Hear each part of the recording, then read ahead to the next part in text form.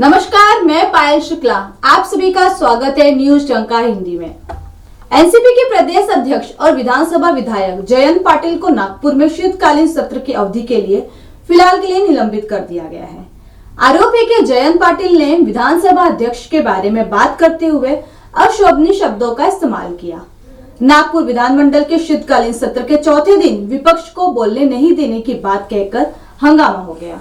उस समय जयंत पाटिल ने विधानसभा अध्यक्ष राहुल नार्वेकर के बारे में अशोभनीय शब्द कहे, जिसके बाद उन्हें निलंबन की मांग उठने लगी, इसलिए उन्हें निलंबित कर दिया गया।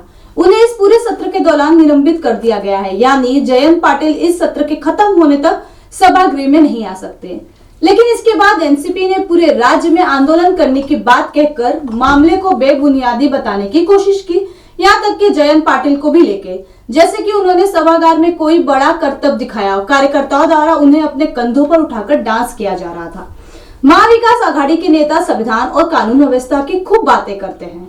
संविधान सर्वोत्तम है, शाहू, फुल्ले, अंबेडकर के नाम है, लेकिन उन्हें इस बात का एहसास नहीं है कि उन्हें भी संविधान और नियमों का पालन करना होगा। यह सिर्फ दूसरों को सिखाने की बात नहीं है। विधायिकी नियमों के अनुसार काम करती है। नियमों के उल्लंघन की स्थिति में उसके विरुद्ध कार्रवाई की जाती है। इसके लिए आवश्यक साधनों का प्रयोग भी किया जाता है। उस सदन के सम्मान को बनाए रखना प्रत्येक सदस्य का कर्तव्य है। किसी के बारे में बात करते समय अगर कोई शब्द छूट जाए तो उसे वापस लेने या माफी मांगना एक आसान तरीका है, लेकिन जयंत पाटिल का बयान अध्यक्ष की प्रतिष्ठा को ठेस पहुंचाने वाला, उन्हें चुनौती देने वाला और सभी के लिए शर्मनाक है।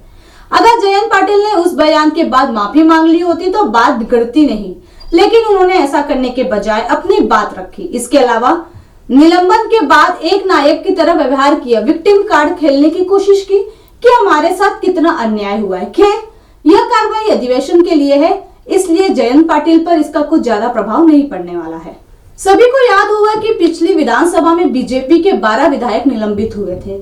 उन पर उस समय पीठासीन अधिकारियों के साथ दुर्व्यवहार करने का आरोप लगाया गया था, जहां जाधव ने दावा किया था कि बीजेपी के 12 विधायकों ने तत्कालीन टेबल चेयरमैन भास्कर जाधव के साथ बदसलूकी की है। हकीकत में जो कुछ हुआ वह हॉल में नहीं हुआ।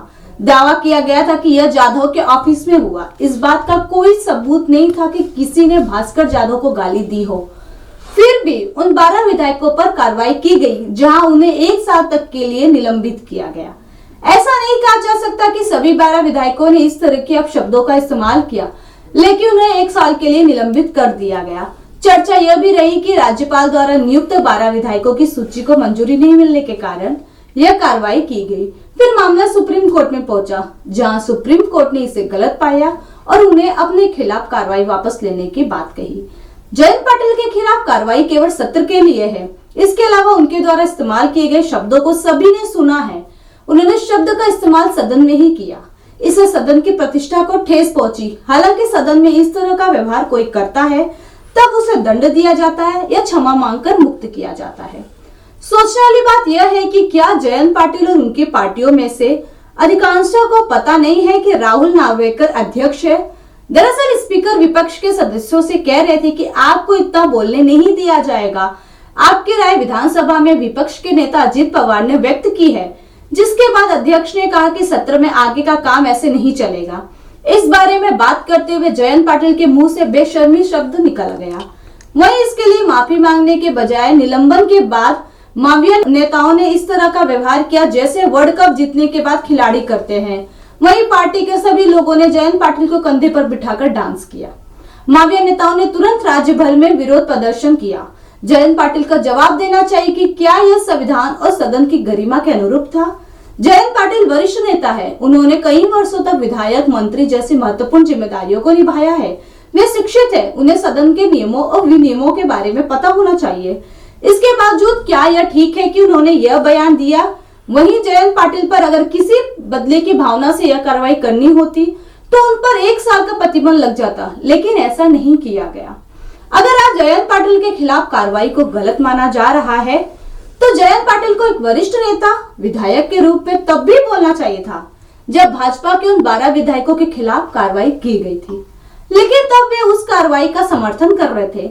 आज सभागृह में जो भी बातें होती हैं वो लोगों को पता होती है, वो सोशल मीडिया के जरिए सामने आ ही जाती है। लोगों से कुछ भी छिपा नहीं है, लोग इस पर अपने विचार भी व्यक्त कर रहे हैं। नेता लोग खुद को लोगों के सामने असली कैसे हैं, सच्चाई हमारे पक्ष में कैसे है, इसी बात को बताने में व्यस्त रहते हैं। लेकिन आज सभी लोग इन नेताओं को अच्छी तरह समझ चुके हैं। अन्याय का रोना रोने का मतलब यह नहीं कि लोग हमारे साथ सहानुभूति रखेंगे और हमारे साथ खड़े रहेंगे। जयंत पाटिल को आक्रामक नेता के रूप में नहीं जाना जाता है, लेकिन यह सच है कि वे बहक जाते हैं। कुछ समय पहले जब अमोल मिटकरी ने हिंदू धर्म में अनुष्ठानों के बारे में एक भाषण का मजाक उड़ाया, तो जयंत पाटिल हंसते हुए पोडियम पर बैठ गए। उन्हें उस समय अपनी गलती का एहसास नहीं हुआ, लेकिन बाद में आग लगने पर इसे सुधार लिया। इस हिसाब से वह कुछ भी कह सकते हैं, किसी को भी संबोधित कर सकते हैं, लेकिन जयंत की विचारधारा है कि कोई भी उन्हें कुछ नहीं कह सकता है और उन्हें अपनी गलती का कोई पछतावा भी नहीं है। मुख्य बात यह है कि हम एक पार्टी के क्षेत्रीय अध्यक्ष नेता है, पार्टी के कनिष्ठ पदाधिकारी हमारी ओर देखते हैं, उनके सामने उत्तम उदाहरण पेश करना एक नेता का काम है। लगता है जयंत पाटिल इसे भूल गए हैं। क्या सत्ता जाने के बाद वो बावरे हो गए हैं? क्या वे इसके लिए खुद के स्तर को गिराने को भी तैयार हैं? पिछले कुछ दिनों से शिवराय के कथित अपमान पर राजनीति हो रही है। उस समय चंद्रकांत पाटिल, मंगल प्रभात लोढ़ा, प्रसाद लाड़ को निशाना बनाया गया था। यहाँ तक कि राज्यपाल पर भी गंदे शब्दों का इस्तेमाल करने का आरोप लगाया गया था, लेकिन सभी ने शालीनता के साथ माफी मांगने का रुख अपनाया। बेशक इसके बाद भी विरोधी आए दिनों उन्हें निशाना बनाते रहते हैं, लेकिन नेता प्रतिपक्ष जयंत पाटिल ने इस तरह के बयान के लिए माफी मांगने के बजाय इसके समर्थन में विरोध करने का कदम उठाया, कार्यकर्ताओं के साथ डांस किया, कार्रवाई की और स्पीकर द्वारा इस्तेमाल की जाने वाली शक्तियों का मजाक उड़ाया। एनसीपी प्रमुख शरद पवार ने अपनी राजनीतिक निष्ठा बदली है। कई बार नेता बदले, कभी कांग्रेस तो कभी एनसीपी में। तब सोनिया गांधी पर एक विदेशी के रूप में हमला किया गया और उनके साथ गठबंधन किया। राजनीति में इसे बेशर्मी कहते हैं। यहीं से यह शब्द काम आता है। इसका सबूत लोग आज देंगे। जयंत पाटिल ने विधानसभा अध्यक्ष राहुल नार्वेकर के साथ बदसलूकी की। इस पर आपकी अपनी राय क्या है, हमें कमेंट सेक्शन में जरूर बताएं। साथ ही हमारे चैनल को लाइक, सब्सक्राइब और शेयर करना ना भूलें। फिलहाल के लिए इतना ही। जल्दी एक नई जानकारी के साथ पुनः उपस्थित होंगे। तब तक के लिए मुझे दीजिए इजाजत। धन्यवाद।